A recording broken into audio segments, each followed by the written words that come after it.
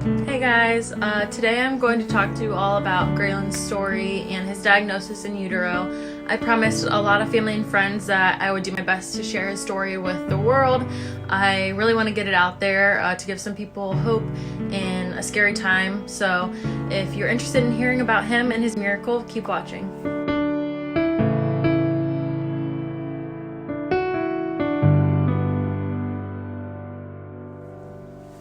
So at 20 weeks pregnant, I went in for my anatomy scan that every woman gets during their pregnancy to make sure the baby is developing properly. I was really excited. I kind of hoped it was going to be a really good day to go see him on ultrasound and, baby form. I hadn't got to see him since the initial findings that I was pregnant when he was just a little dot. And, it was a very thorough ultrasound. I got to see him moving around and everything like that.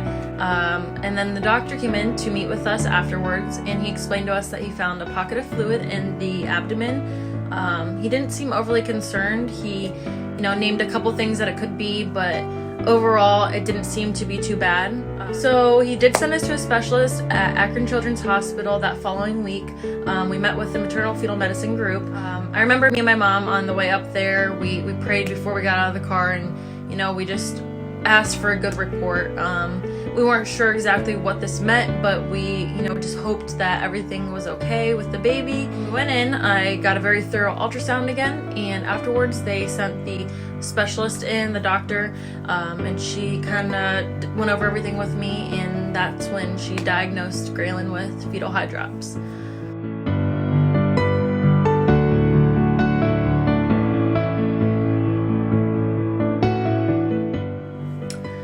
She went on to explain to me exactly what fetal hydrops was, what this meant for him. I really had no idea.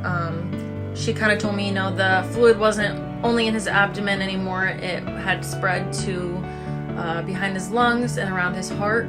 And she said that in most cases of hydrops, it progresses and the fluid accumulates all over the baby's body and causes heart failure.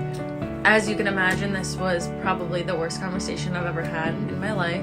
It's not something that you would ever expect to hear. It's not something most of us have ever heard of. And, I just remember feeling completely helpless. After we talked with the doctor, she sent us into another room with a genetic counselor where she went over more about fetal hydrops with us and explained that within a matter of time he would most likely pass in utero.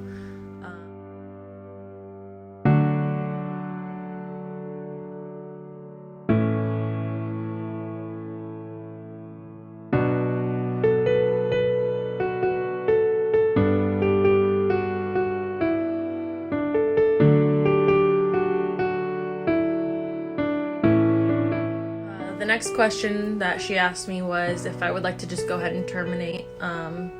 She said it was only a matter of time before he would most likely pass, and she wanted to make sure I knew that I had the option. And I told her that wasn't an option for me. I felt that he deserved the chance to fight, and I wasn't going to take that away from him.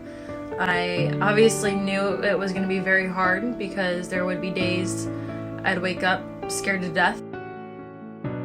The rest of that day was pretty much a complete blur to me. I remember the car ride home, I couldn't even speak. I had no words left in me. And I came home, I basically buried myself under my covers for that next 2 days. I just felt like my heart was literally crushed. I remember my parents kept coming in my room and trying to talk to me, and they just kept asking over and over again, no matter what happens with this baby, are you going to be okay? And I wasn't really sure how they wanted me to answer that. I'm thinking no, I'm not going to be okay. How could anyone be okay after this? But, we all go through that painful heartbreak at some point in our life, and most of the time it's over some silly relationship, and I thought I had gone through that. Everyone has that time in their life where they feel like their heart's breaking, and they go through that really hard time, and I was wrong. I had felt nothing like this in my life. I realized what heartbreak was, and it was not anything from my past. It was right there in that moment. I knew that you know, these were going to be some of my hardest days, and it made me think a lot about family and friends that I know that have lost a baby or a child, and I only got a glimpse of the pain that they must have felt. After about 2 days in my room, I remember my dad coming in to talk to me, and he prayed and just, you know, told me that me being so upset wasn't going to be beneficial for the baby. And I know it's, you know, easier said than done, but positivity is gonna really help him right now. You know, I don't think you laying in bed and not eating and crying and all of this is gonna help him in any way. So after he left my room that night, I remember I had been praying like crazy all day, and I felt this peace come over me. I knew in that moment everything was gonna be okay. It was like an instant switch for me. It was, at the end of the day, I just knew no matter what I did, I couldn't fix this. There was nothing I could do to fix it. There was nothing I did to cause it. I knew that if I wanted something to change in this situation, if I wanted something good to come out of it, I needed to turn to God. So since I chose to keep the pregnancy going, there was a lot of tests that I had to undergo to just kind of see if we could figure out what was causing this.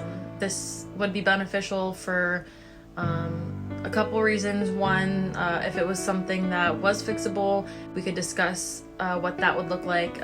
Also, if it was something genetic, then I would know for future pregnancies. So on August 16th, we went to Akron Children's and I got my first amniocentesis done.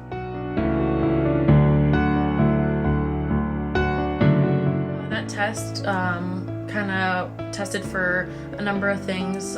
First being a couple viral infections that can cause hydrops. It also tested for the most common genetic disorders, and it looked at the baby's blood type to make sure my blood and his blood weren't fighting each other.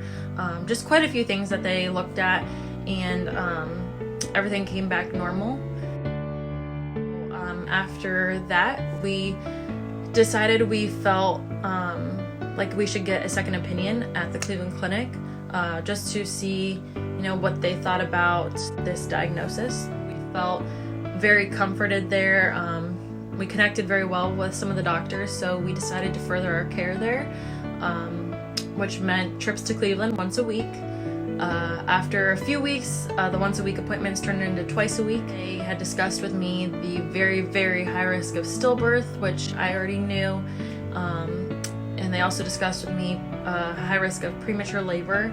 So me going up once and twice a week was beneficial to kind of monitor the baby and his fluid and to see how fast it would progress, because like I said, in most cases hydrops does progress very quickly. After a few visits, the fluid in Graylin's abdomen was significantly increasing. The fluid around his heart and lungs was pretty much the same the whole time. It was very minimal, but the fluid in his abdomen was growing and growing. I felt that it was maybe a good idea to go ahead and remove some of the fluid from his abdomen. I had read a couple case studies on it. You know, my doctor told me it would come back even if we did this, but it might be a good idea to send off the fluid in his abdomen for testing. Also to just give him some relief, because he was only, at the time I was 27 weeks pregnant, so he was very small and the fluid in his belly was very large. So we went ahead and went through with the fetal paracentesis to drain some of that fluid off his abdomen in hopes to give him some relief.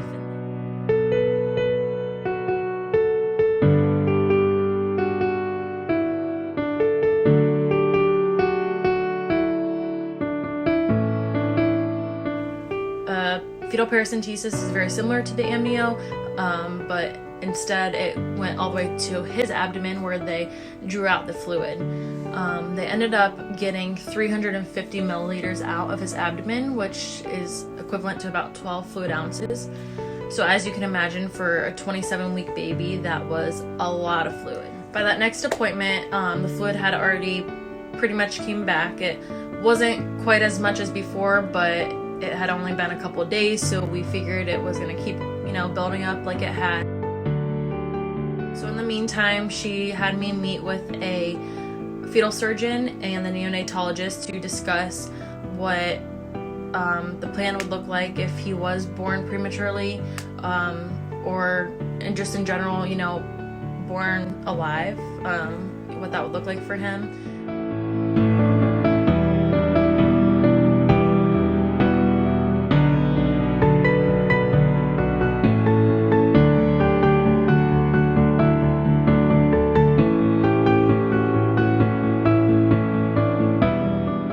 The genetic counselor actually contacted me and asked me if I wanted to be a part of a case study done at Thomas Jefferson University, looking at babies with fetal hydrops that had been tested for a wide range of things, with everything coming back completely normal. So basically what they did was a whole exome sequencing to look more in depth at the baby's genes, so looking at all 16,000 of them to see if there was any typos or malfunctions.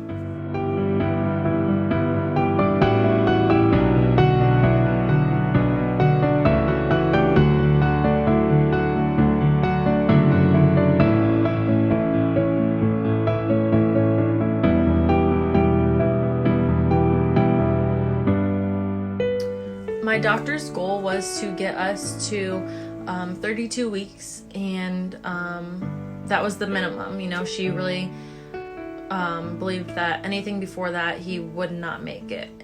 So once we got to 32 weeks, our goal was then 34 weeks. Once we got there, that was a big milestone. She pushed us off again to 36 weeks, and once we got there, she went ahead and scheduled my induction for 37 and a half weeks. That last week before my induction, me and my mom went for my last appointment, and he looked the best we had seen him. The fluid in his abdomen looked to be the smallest it had been, and my doctor actually agreed with us and said it was the best she had seen it, and she was very encouraged but guarded, because this didn't mean, you know, everything was going to be good and fine, but she was encouraged to see he was doing better rather.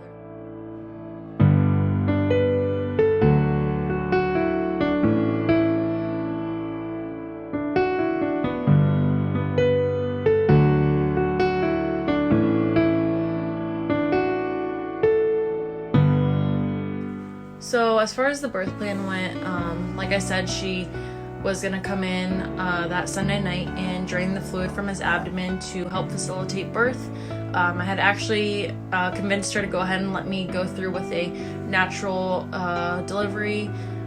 She still wanted me to do it in an OR room so she could switch to C-section very quickly if needed, and it was a bigger room, and the NICU team was going to be there waiting, because they had warned me it was a very, very good chance he wouldn't be able to breathe on his own.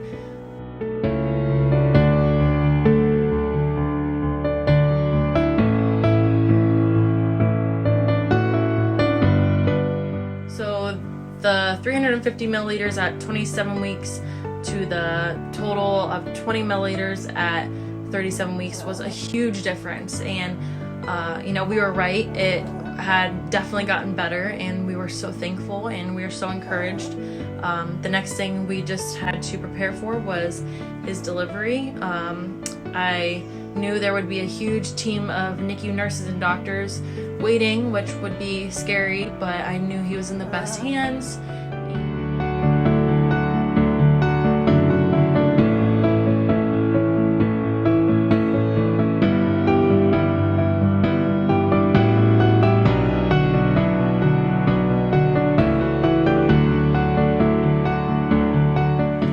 Since he was able to breathe on his own, I was able to hold him for a couple minutes before the NICU team took him upstairs, which was absolutely amazing and unexpected, because they had warned me I most likely wouldn't be able to hold him because the risk of him not being able to breathe on his own was very high.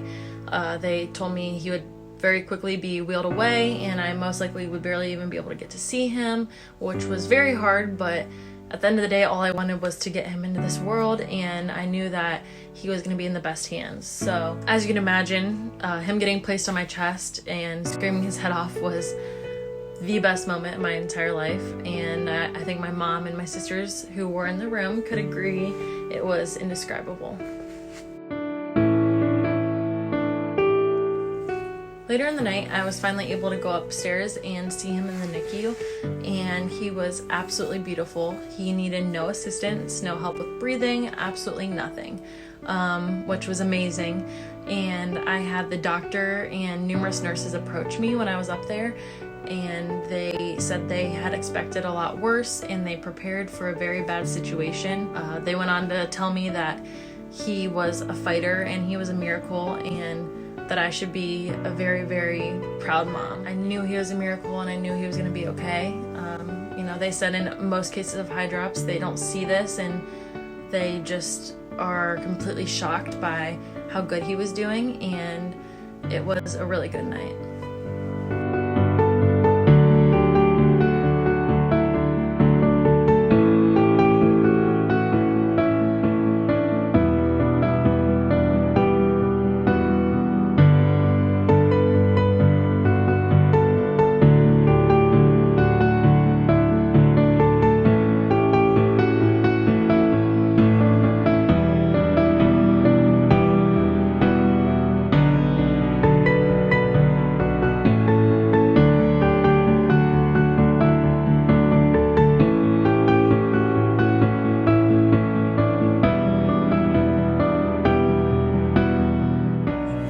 Me and Graylin want to say thank you guys so much for all the prayers and support during the pregnancy. We had so many people reaching out to let us know that they cared, and we couldn't be more thankful. So thank you guys so much.